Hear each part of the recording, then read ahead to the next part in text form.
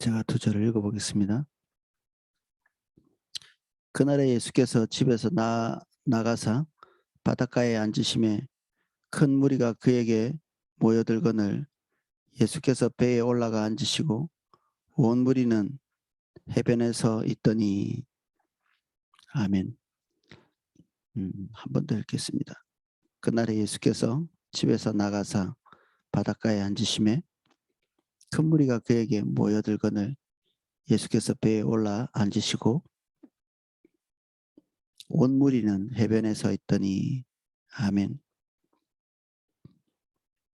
1절입니다.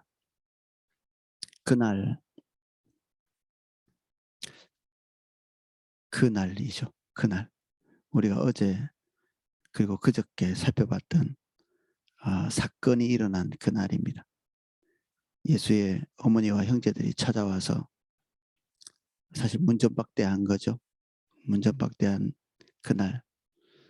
그리고 서기관과 바리새인이 그 표적 구하기를 표적을 보여주시기를 구한 바로 그날. 그날에 또 아마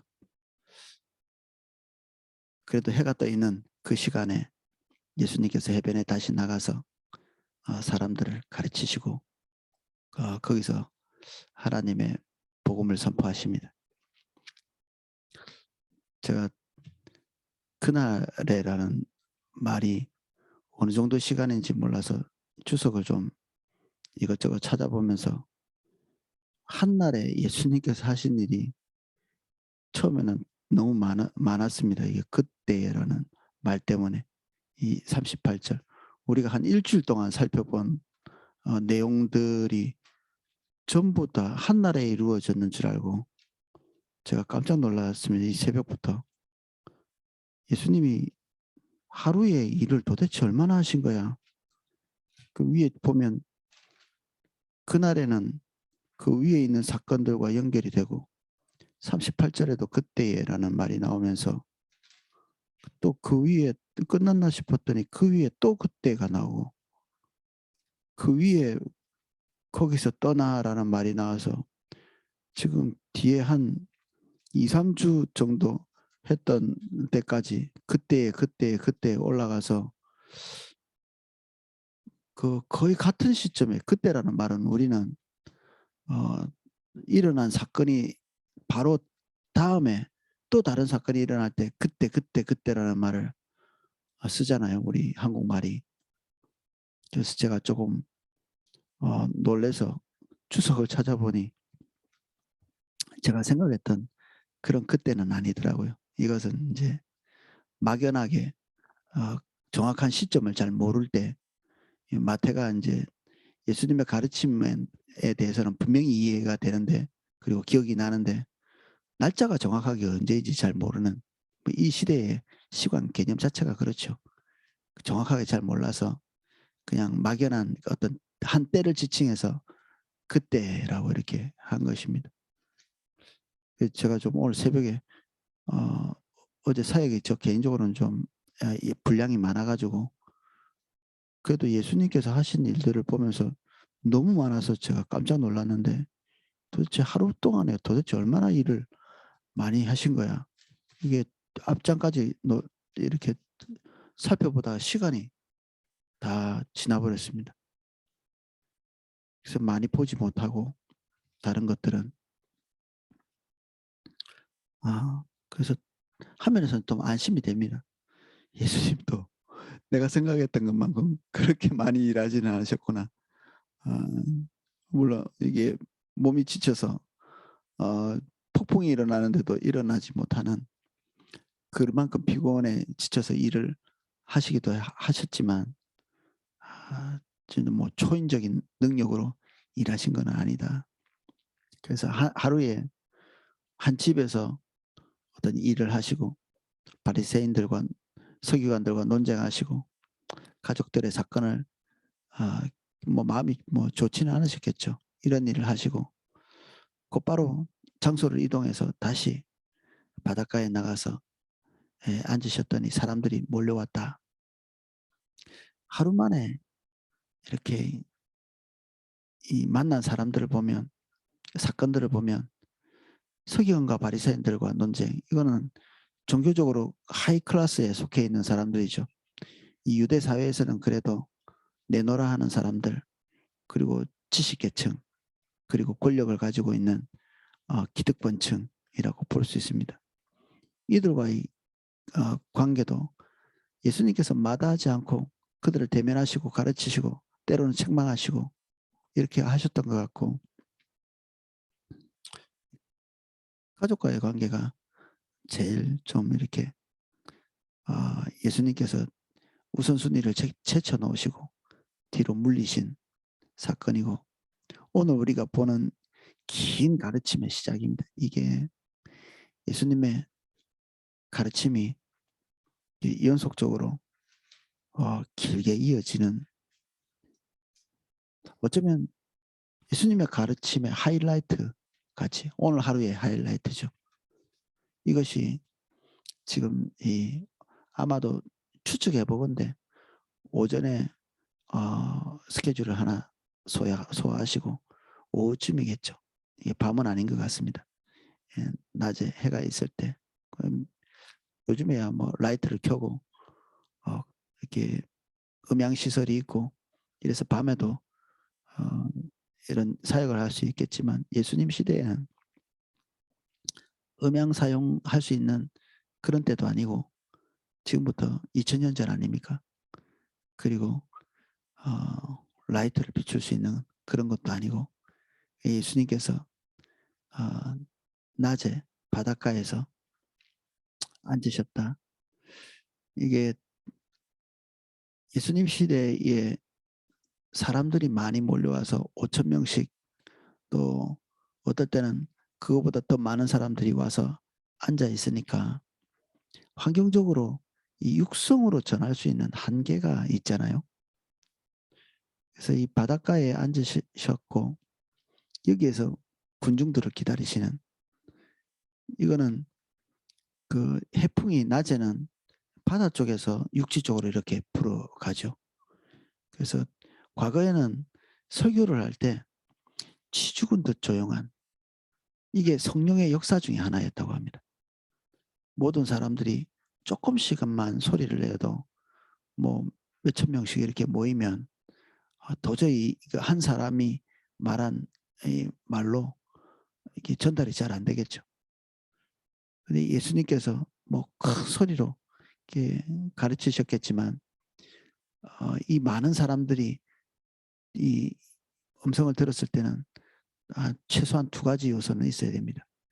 이 바닷가에서 말이 잘 전달될 수 있도록 공기의 흐름이 있어야 되고, 그리고 군중들은 정말 쥐 죽은 듯이 조용히 바늘 떨어지는 소리도 들을 만큼, 부흥의 시대 때 그때도 근대지만 음향 시설은 없었잖아요. 교회당이라고 하는 이런 시설은 있었고, 야외에서 할 때도 음향 시설은 없던 그런 시대니까, 그럴 때도 여전히 군중들은 하나님의 성령에 압도된 그 어떤 한 표징으로서 치죽은 듯이 조용한, 그래야 그 말씀에 집중을 할 수 있고 최소한 그 말씀을 들을 수 있기 때문에, 오늘은 이제 그런 어려움들은 별로 없죠. 예수께서 집에서 나가서 바닷가에 앉으심에, 예수님이 처음에는 바닷가에 나가서 그 자리에 앉으셨습니다. 원래 가르치는 사람은 앉아서 하고 듣는 사람은 서서 듣는, 이게 이스라엘의 그냥 고정된 어떤 가르침의 자세이거든요. 그 하나님의 말씀을 선포하는 구약 성경에도 하나님의 말씀이 선포될 때 모두 다 이렇게 일어섰습니다. 우리는 정반대죠. 담임 목사님 설교하실 때는 서서 하시고 우리는 앉아서 듣고, 하나님의 말씀이 선포되는 것에 대한 어떤 그들의 경우의 자세이기도 했습니다. 우리랑 조금 이렇게 태도가 좀 다르고 형태가 좀 다르죠. 그렇게 앉아 계시다가 큰 무리가 그에게로 모여든다. 2절에. 그래서 예수께서는 앉아있던 자리에서 일어나셔서 배에 올라가 앉으십니다. 예수님도 다 예측하지 못하셨거나 이런 부분에 대해서, 그리고 둘째는 그가 예측했던 상황이 아닌 그런 상황들이 벌어지는 거죠. 그래서 앉아서 말씀을 전하셔야 될 그 순간에 일어나서 배에 올라가서 앉으십니다. 너무 많이 밀려들어 오기 때문에 그 군중들에게서 이렇게 떨어져 있기 위해서 배에 올라서 약간의 이제 거리를 두시는 거죠. 군중들과 예수님 사이 어느 정도 거리를 두시는 겁니다. 많은 사람들이 함께 있을 때 또 어떨 때는 고단하고 피곤하는 이런 상태에 있는데, 그 오후 시간에 또 다른 많은 사람들이 몰려오죠. 이 사람들은 예의가 바르고 그리고 상대방의 어려움을 감안해 줄 만한 사람은 아닙니다. 여기에 큰 무리 이렇게 할 때, 무리라고 이렇게 할 때 여기에 이 히브리어나 헬라어는 무리라고 하는 이 단어에 우리는 이제 한 단어로 이렇게 다 통칭하고 있지만 한 여러 개의 단어가 있어서 사회적 수준이 높은 그런 그룹을 지칭할 때 쓰는 단어가 아니라고 합니다. 그런 단어는 따로 있고, 이 무리라는 단어는 율법적인 준수를 제대로 할 수 없는, 도덕적으로 이렇게 낮은, 그리고 가난한, 그리고 사회의 중심에 있지 못한 사람들,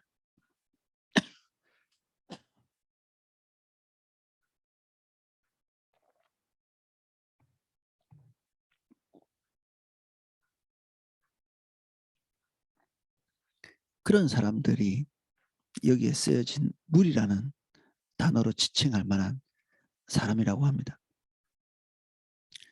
그래서 이 단어 자체가 사회 기득권을 가지고 있는 사람들이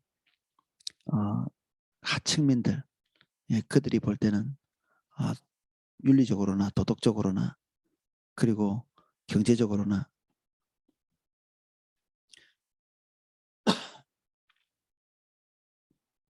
중심에 서 있을 수 없는 그런 사람들, 그런 사람들을 지칭하는 단어입니다. 그러니까 예수님의 말씀을 듣고자 온 사람들이 사회적으로 그렇게 예수님에 대해서 예절을 지키고 예수님을 배려하고 그런 사람이라기보다는 진리를 찾아서 온 사람이기보다는 그렇지 못한 사람들이 여기에 큰 군중을 이루고 있는,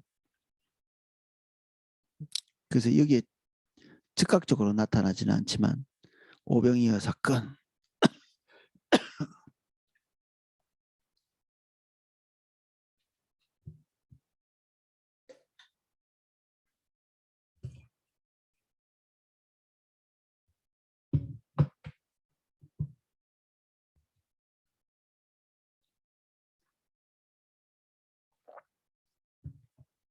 오병이어 사건을 경험한 사람들이 자기의 개인적인 필요를 채우기 위해서 예수님께 몰려든, 그 심지어 예수님을 왕 삼으려고 했던, 예수님이 그들의 의도를 알고 계시고 그들의 의도를 피하시죠.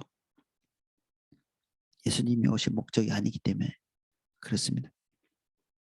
그러나 그들이 몰려올 때 예수님이 예상치 못할 만큼 너무 많은 사람들이 몰려올 때도 그들을 향한 가르침을 단념하거나 포기하지 아니하시고 가르침을 베풀고 계시되, 그들이 알아들을 만큼 충분히 그들이 이해할 수 있을 만큼 충분히 예수님은 그들 입장에서 가르침을 베푸십니다. 이후에 알겠지만 어려운 단어 그리고 어려운 성경 말씀을 풀어헤쳐서 이렇게 바리새인들과 논쟁하듯이 이렇게 하신 게 아니라 농사 짓는 것 그리고 고기 잡는 것, 이런 비유들을 쓰시면서 그들을 가르치시죠. 화면에서는 이 비유가 중심이 올바른 자들에게 하나님의 복음이 가려지는 역할도 하지만 듣고자 하는 자들에게 그들의 지적 능력, 사회적 지위, 그리고 그들이 경험한 그 아주 협소한 개인적인 경험을 넘어서도록 그들의 경험치에 맞춰서 예수님이 가르침을 베풀고 계십니다. 그래서 예수님께서는 배에 올라 앉으시고 온 무리는 해변에 서 있으면서 가르치는 이 순간이 예수님께서 누구에게 더 초점을 맞추고 계신가, 이것을 우리가 이해할 만하죠. 사실은 논쟁은 가르치는 건 아니잖아요. 가르치기 위한 목적보다는 뭐 당연히 가르치는 거에 포함될 수도 있지만 예수님이 천국 복음을 선포하시기 위한 가르침은 대부분 여기에 이런 군중, 종교적으로 수준이 떨어진다고 생각하는 그런 군중들에게 가르치는 순간에 예수님의 천국 복음의 진수들이 드러나 있는 경우가 많습니다. 산상수훈도 그 중에 하나죠. 우리는 우리와 함께하는 자들, 우리가 섬기는 자들이 우리에게 호락호락한 자들이면 참 좋겠는데 아무도 그런 경우가 별로 없습니다. 때로는 정말 우리가 하는 일이 헛수고가 아닐까 싶은 그런 때처럼 그런 사람들도 있고요. 우리가 많이 섬겼는데 조금 있다가 보면은 조금도 자리에 이동이 없는 그런 경우도 있고, 그 제가 담임 목사님이 일전에 가르치실 때 하신 말씀이 좀 생각이 나더라고요. 아침에 이런 말씀, 어떤 군중이나 좋은 밭은 있다. 우리가 가르치고 있고 또 섬기고 있는 그 그룹 안에 반드시 좋은 밭은 있다. 그래서 열매가 맺힐 것이고 우리가 한 그 노력의 헛수고들, 그것을 2배, 3배, 10배, 100배나 더 만회할 수 있는 좋은 맛은 항상 있다. 그래서 하나님 나라는 손해보지 않겠다. 많은 목회를 감당하신 담임 목사님이 말씀하신 것이고 또 그것이 섬기는 자들에게는 너무 좀 이 피부에 와닿는 그런 교훈이죠. 우리는 다 누군가를 섬길 수밖에 없습니다. 그 많은 사람들이 우리가 기대한 사람이 아닐 수 있습니다. 때로는 우리는 친족과 그리고 우리와 가까운 관계에 있는 사람, 우리가 아끼는 사람들이 더 우선순위가 될 가능성이 있는데 예수님께서는 그렇지 않고 하나님 아버지께서 보내주신 모든 사람에 대해서 최선을 다하고 계시는 것을 볼 수 있고, 그리고 내가 가르칠 만한 사람을 따로 선별하지 아니하시고 심지어 제자들을 선택할 때도 예수님께서 일부는 그렇지만 하나님이 보내주신 사람들을 이렇게 섬기는, 그중엔 가룟 유다까지도 그 안에 포함되어 있는, 하나님의 인도를 따라 제자를 삼고 하나님의 인도를 따라 군중들에게 가르치시는, 예수님이 모든 것을 훤하게 꿰뚫는 신적 능력이 당연히 있으시지만 이 땅에 사는 동안에는 성령을 힘입어 사역을 하셨거든요. 그래서 다음 어떤 일이 벌어질지, 내일 무슨 일이 일어날지 훤하게 꿰뚫고 모든 것을 다 꿰뚫고 가시지는 않는 거죠. 모든 상황이 불규칙적으로, 그리고 우리에게 다가오는 사람들이 항상 불규칙적으로 우리가 기대하는 이 하나 또는 그 이상의 강팍한 마음을 가지고 있는 사람이 우리를 대면할 수 있는 그런 상황에서도 우리가 섬길 사람이 아니네라고 물리치신 것이 아니라 그 상황에 맞는 환경을 찾아가시는, 앉아서 복음을 전하는 것이 보편적인 사회의 기준이었는데 일어나 앉으셔서 그들에게 복음을 전할 수 있는 환경을 조성하시는 거죠. 할 수 있을 만한 환경으로 능동적으로 대처하시는 것입니다. 때로는 우리는 수동적이고 때로는 대단히 능동적입니다. 수동적이란 말은 우리가 계획하고 우리가 원하는 것을 찾아다니지 않는다는 얘기고, 첫 번째. 두 번째는 하나님께서 우리에게 베풀어 주시고 있는 불규칙적이고, 그리고 우리가 정하지 않은 예측 못한 상황에서 그것을 물리치는 것이 아니라 우리가 적극적으로 반응해서 하나님께서 우리를 통해서 하시고자 하시는 일에 능동적으로 반응한다는 얘기입니다. 우리에게는 이 두 가지, 대단히 수동적인 수동성과 대단히 능동적인 능동성이 우리 안에 같이 작용해야 합니다.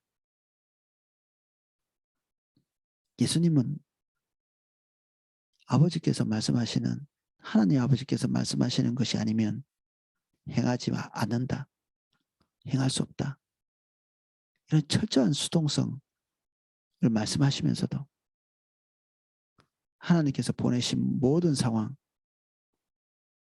모든 사람, 모든 환경에서 아버지의 뜻이 완전히 이루어지기 위해 눈에 보이는 환경, 그리고 그 육신적인 에너지를 총집약하고 지혜를 집약하고 그렇게 하시면서 아버지의 뜻을 이루어 가시거든요. 아버지 뜻이 아니라고 그 순간에 판단하실 때는 육신의 가족들도 물리치시면서도 또 화면에선 하나님께서 보내신 사람에 대한 극진한 배려, 생각, 이것이 예수님의 사역의 태도였습니다. 오늘 이 짧은 두 절이 예수님께서 저 개인에게 말씀하시는 부분이기도 하고, 또 우리 모두가 각자 어디에선가는 누군가를 섬기는 그러한 사람들이니까 오늘 예수님께서 말씀하신 철저한 수동성, 철저한 능동성, 이것이 동시에 우리에게 남아있을 수 있도록 우리 헨리 블랙가비 목사님이 하나님 경험하는 삶, 아니네요. 제가 착각했습니다. 관계 중심 전도에 나오는 말이네요. 거기에 우리는 사랑할 자를 스스로 선택할 수 없다. 예수 믿는 순간에 이 말을 한 면에서는 우리가 섬길 자를 우리가 스스로 선택할 수 없다는 말이 되기도 하겠죠. 주님이 보내신 자, 우린 그들을 대면할 수밖에 없습니다. 때로는 대단히 까다롭고 우리가 섬기는 자들이, 그리고 때로는 무례하고 때로는 말이 통하지 않는 답답함이 있는 그런 사람. 그래서 도저히 못 섬기는 게 아니라 우리가 그 순간에 하나님의 지혜를 구하고, 그리고 그들에게 적절한 것들을 그들의 필요에 맞춰서 탄력적으로 이렇게 변환시킬 수 있는 그런 능력, 내게 능력 주시는 자 안에서 내가 모든 것을 할 수 있다는 이 말은 하나님의 뜻을 성취시키기 위해서 능동적으로 하나님의 은혜를 구하는 우리에게 필요한 말이 아닐까 생각이 듭니다. 주님이 오늘도 여러분 또 저에게 이런 능동적인 하나님의 은혜를 구하는 힘을 주시기를 예수 그리스도의 이름으로 축복합니다. 제가 기도하겠습니다.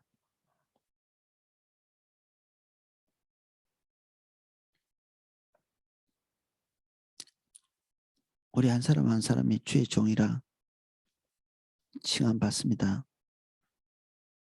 그리고 아들이라 칭함받으며 스승이신 예수를 따르는 제자라 칭함받습니다. 주님이 우리에게 보이신 모든 본이 우리에게 온전히 이루어지기를 간구합니다. 모든 상황이 변화무쌍하고 우리가 만나는 모든 사람들이 우리가 결정한 사람들이 아닌 우리 취향에 맞고 우리가 원하는 종류의 사람, 우리가 아끼는 사람, 그 영역을 넘어서 모든 영역에서도 우리가 원하는 상황이 벌어지지 않는 그 상황에서도 주님, 우리가 고도의 능동성을 발휘할 수 있도록 도와주십시오. 더 적극적이고 더 공격적으로 하나님의 뜻을 성취하기 위해 우리가 가지고 있는 모든 에너지를 쏟고 지혜를 쏟고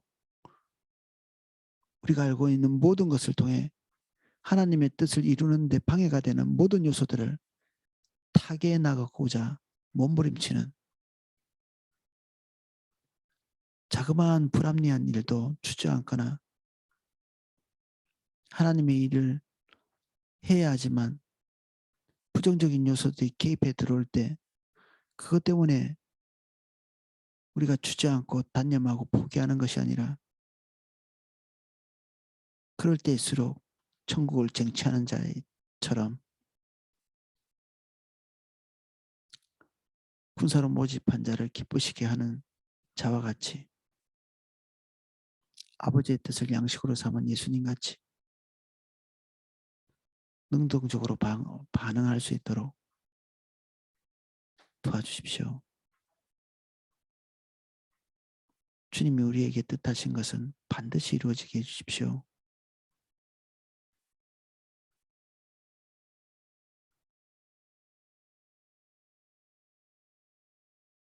예수님 이름으로 기도합니다. 아멘.